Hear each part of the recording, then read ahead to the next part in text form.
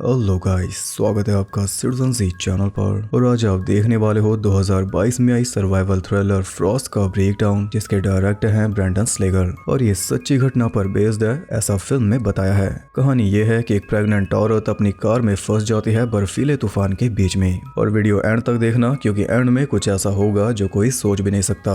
तो ज्यादा देर ना करते हुए जल्दी से स्टोरी स्टार्ट करते हैं।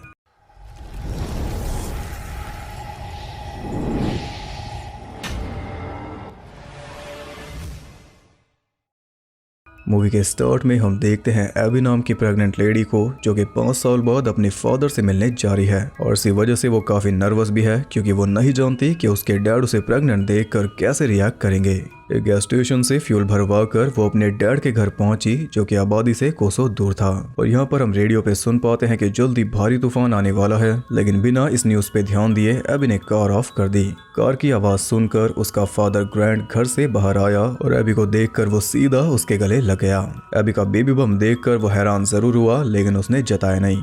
रात में डिनर करते वक्त वो आपस में सारी बातें कर रहे थे कि कैसे ग्रैंड एकांत में रहकर अपना गुजारा करता है जानवरों को मार के, लेकिन शराब पीना इसने आज तक नहीं छोड़ा, जो कि एबी को शुरू से ही पसंद नहीं। थोड़ी देर तक ऐसे ही हल्की बातचीत करने के बाद ग्रैंड सीधा मुद्दे पर आ गया। एबी को प्रेग्नेंट देखकर वो जरा भी खुश नहीं था, जिसका एबी को पहले से अंदाजा था। इसलिए निराश होकर वो ऊपर चली गई अपना सामान पैक करने, और तभी उसे मिल गई अपनी फैमिली एल्बम, जिसमें उसकी प्रेग्नेंट मॉम की फोटोज थी। ग्रैंड ऊपर आया तो उन दोनों ने मॉम के बारे में बातें की और पुराने दिन याद करके दोनों इमोशनल हो गए। कुछ इस तरह दोनों में सुलह हुई। ग्रैंड ने बच्चे को एक्सेप्ट कर लिया और ये दिन एंड हुआ एक अच्छे नोट पर। ग्रैंड को पूरा यकीन है कि इसे लड़का होगा। अगली सुबह दोनों चल दिए फिशिंग करने और ड्राइविंग कर रहा था ग्रैंड। एबी का फोन इसने घर पर ही रखवा दिया, ताकि एबी थोड़ी देर के लिए अपने दोस्तों को भूल जाए और अपने बचपन के दिनों को फिर से जी सके। दोनों मस्ती करते हुए जा रहे थे, लेकिन इसी चक्कर में ग्रैंड का ध्यान रोड से हट गया, जिस वजह से कार जा गिरी सीधा खाई में। कुछ देर बाद दोनों को होश आया तो दोनों ही सही सलामत थे, लेकिन विंडशील्ड तोड़कर लकड़ियों ने दोनों के बीच दीवार बना दी थी और एक लकड़ी घुस चुकी थी एबी के कंधे में। एबी उसे निकालने का ट्राई कर रही थी, लेकिन ये पूरे पेड़ को पीछे नहीं धकेल सकती, इसलिए ग्रैंड उसे शांत रहने के लिए बोल रहा था। जितना ज्यादा पैनिक करेंगे उतने ज्यादा हालात खराब होंगे। सबसे पहले तो वो हिलने का ट्राई करते हैं, लेकिन हिल नहीं पाते, क्योंकि दोनों की सीट बेल्ट जाम हो चुकी थी। लेकिन सीट बेल्ट की वजह से ही दोनों जिंदा हैं। दोनों एक साथ जोर लगा के देख लेते हैं, लेकिन लकड़ियां फिर भी नहीं हिलती। अब सूरज ढलने से पहले इन्हें कुछ तो करना होगा, नहीं तो दोनों सर्दी के मारे मर जाएंगे। ग्रैंड का ध्यान जाता है एबी के पैर के पास पड़े चाकू पर। वो उसे उठाने का ट्राई करती है, लेकिन उल्टा वो गिर जाता है सीट के नीचे। ये उम्मीद भी गई, लेकिन तभी एबी का ध्यान गया कार के लाइटर पर। ग्रैंड को बोलकर उसने कार ऑन करवाई, फिर उस लाइटर का यूज करके अपनी सीट बेल्ट जलाकर वो फ्री हो गई। फिर से ऐसे ही ग्रैंड ने भी खुद को फ्री कर लिया। अब हाथ पैर खुल चुके थे, इसलिए वो दरवाजा खोलने का ट्राई करता है, लेकिन दरवाजा स्टक था। अब बाहर निकलने का सिर्फ एक ही रास्ता बचा, और वो है विंडो। पंच मारकर उसने विंडो तोड़ी और फिर उसी के रास्ते वो बाहर निकल गया। अब घूमकर वो एबी के साइड जा रहा था उसे बाहर निकालने, लेकिन आधे में ही वो रुक गया, क्योंकि एबी के साइड जमीन थी नहीं, उस साइड थी और ज्यादा गहरी खाई, यानी कि एबी अंदर ही फंस चुकी है। उस साइड खाई है और इस साइड से निकलने का ट्राई करेगी तो बुरी तरह कटफट जाएगी, और क्या पता तब भी बाहर ना निकल पाए। इसलिए अब ग्रैंड को ही कुछ करना होगा, वो भी तूफान आने से पहले। कार में वॉकी टॉकी पड़े थे, जिसके जरिए ग्रैंड ने मदद बुलाने का ट्राई किया, लेकिन उसे कोई रिस्पांस नहीं मिला। सूरज ढलता जा रहा था और एक बार अंधेरा हो गया तो ये हर तरह से फंस जाएंगे, इसलिए अब ग्रैंड को लेना होगा एक कड़ा फैसला। एक वॉकी एबी को देकर वो खुद जाएगा हेल्प लाने। इसमें काफी टाइम लग सकता है, क्योंकि इनका खुद का घर काफी दूर है, आबादी तो भूल ही जाओ। और इस पूरे टाइम में एबी को अकेले ही सर्वाइव करना होगा, इसके अलावा और कोई ऑप्शन है नहीं। या तो ये करो या फिर दोनों यहीं पर एक साथ मरो। बेटर चॉइस को अपनाते हुए ग्रैंड वहां से चल दिया। उसके जाने के बाद एबी ने देखा कि वो क्या कर सकती है अपने बच्चे और अपने आप को बचाने के लिए। सबसे पहले तो उसे चाहिए थी गर्मी, इसलिए उसने कार का हीटर ऑन कर दिया और तब जाकर उसे थोड़ी राहत मिली। टेंशन दूर करने के लिए उसने थोड़ा म्यूजिक भी ऑन कर दिया, लेकिन इसका कोई फायदा नहीं बल्कि नुकसान ही है, क्योंकि इससे बैटरी और जल्दी खत्म होगी। वॉकी के जरिए वो ग्रैंड के साथ कांटेक्ट करती है, तो ग्रैंड उसे कहता है कि वॉकी का यूज तभी करना जब कोई इमरजेंसी हो, नहीं तो ये ज्यादा देर तक नहीं चलेगा। अब एबी को भूख लग रही थी, लेकिन खाने को कुछ था नहीं। तभी उसे मिल गया एक बॉक्स जिसमें मछली पकड़ने के लिए कीड़े रखे थे और खाना तो वो नहीं चाहती थी, लेकिन अपने बच्चे के लिए मन मार कर उसने कीड़ा अपने मुंह में डालकर उसे चबाना शुरू कर दिया। लेकिन उसे निगल पाना इसके बस की बात नहीं थी, इसलिए आखिर में उसने उगल दिया।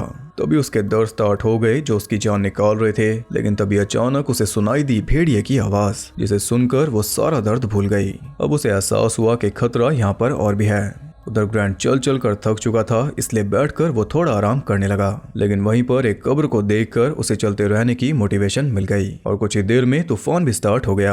अभी ने ऐसे डरते हुए ये रात निकाल दी और अगली सुबह उसने सबसे पहले ग्रैंड से कांटेक्ट करने की कोशिश की, क्योंकि डिलीवरी का टाइम आ चुका था, लेकिन कोई जवाब उसे नहीं मिला।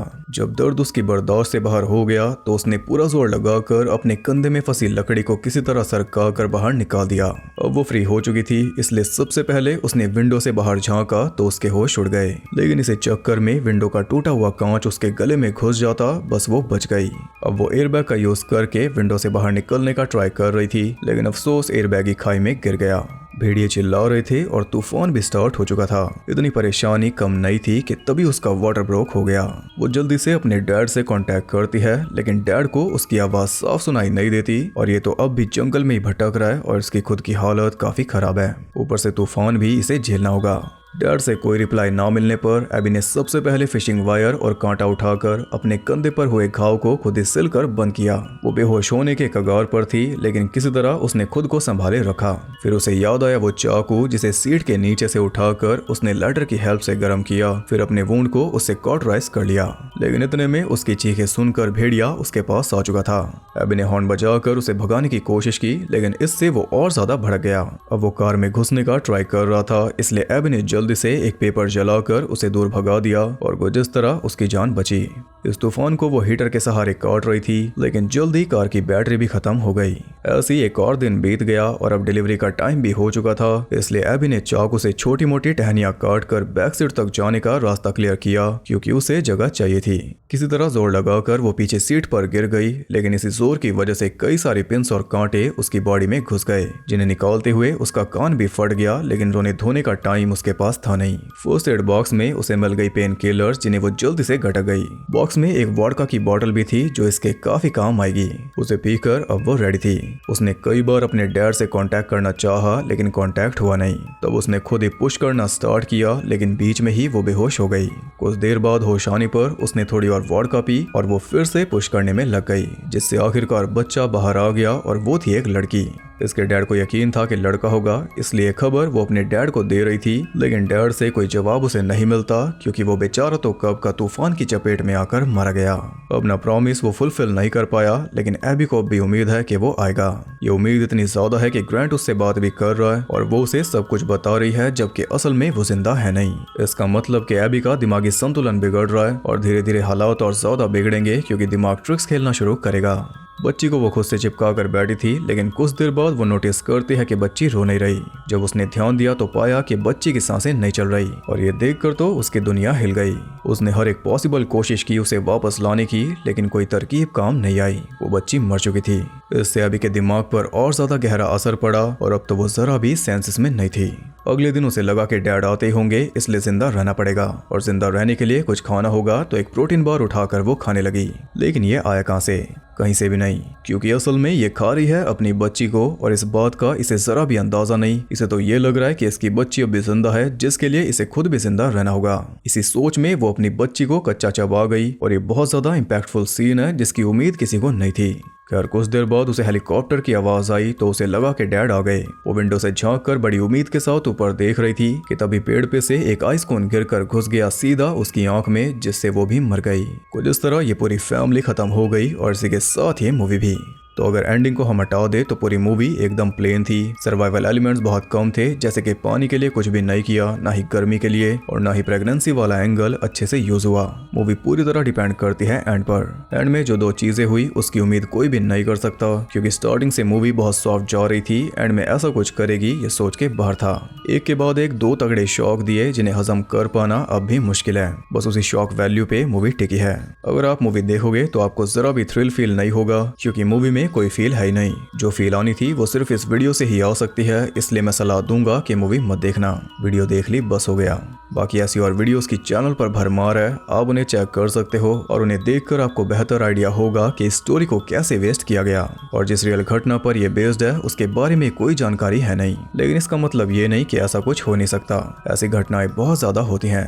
तो आपको मूवी कैसी लगी कमेंट करके जरूर बताना। और मैं जानता हूँ कि एंडिंग इसकी इफेक्टिव है, लेकिन मूवी में और क्या चीजें मिसिंग है जो इसे बेहतर बना सकती थी वो आपको बताना है, क्योंकि आप भी कई सारी सर्वाइवल मूवीज देख चुके हो। कमेंट्स में हम बेहतर डिस्कस कर सकते हैं। वीडियो पसंद आई तो लाइक जरूर करना, ताकि ऐसी और भी वीडियोस मैं लाता रहूं। और उन्हें देखने के लिए मेक श्योर कि आप चैनल को सब्सक्राइब करके बेल नोटिफिकेशन को सेट कर लो ऑल पर, ताकि नोटिफिकेशन अपना प्रॉमिस पूरा करती रहे। और ज्यादा कनेक्टेड रहने के लिए आप मुझे इंस्टाग्राम पर फॉलो कर सकते हो, वहाँ आपको बहुत कुछ जानने के लिए मिल जाएगा, और साथ ही बाकी जगहों पर भी जिनके लिंक्स आपको नीचे मिल जाएंगे। तो मैं मिलता हूँ आपसे अगली वीडियो में, तब तक के लिए सबको बाय।